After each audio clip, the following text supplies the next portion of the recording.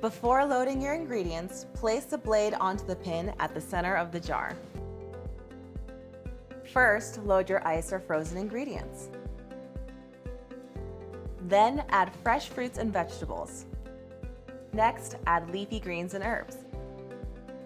You can then add liquid or yogurt and then top it off with dry or sticky ingredients like seeds, powders, and nut butters. Then, place the splash guard lid onto the jar.